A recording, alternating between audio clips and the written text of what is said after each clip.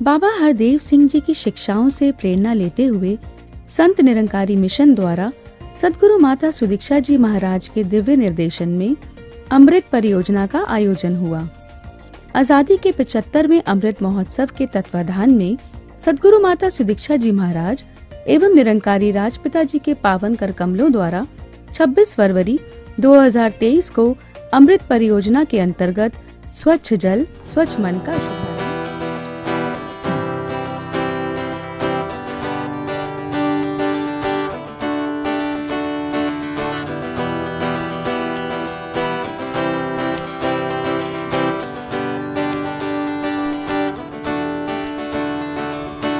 अमृत है पानी, इस जग में पानी है बड़ा अनमोल। अमृत है पानी,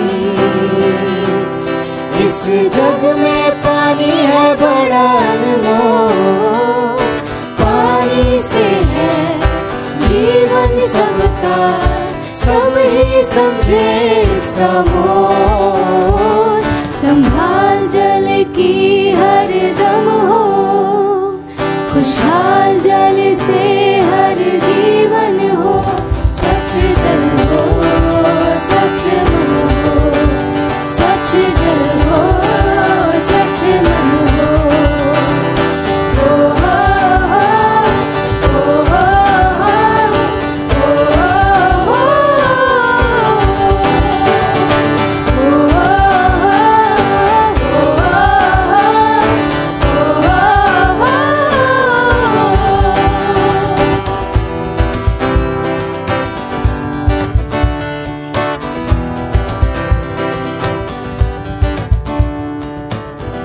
स्वच्छ जल प्रभु निरंकार का मिला एक वरदान है।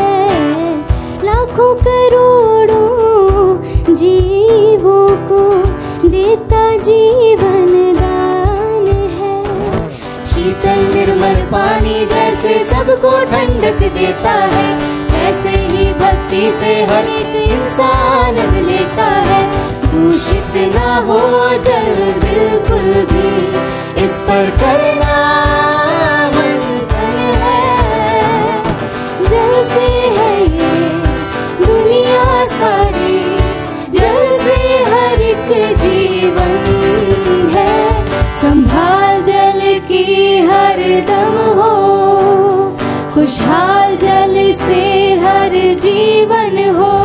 स्वच्छ जल हो, स्वच्छ मन हो, स्वच्छ जल हो, स्वच्छ मन हो। ओ हो हो, ओ हो हो, ओ हो हो, ओ हो हो, ओ हो हो।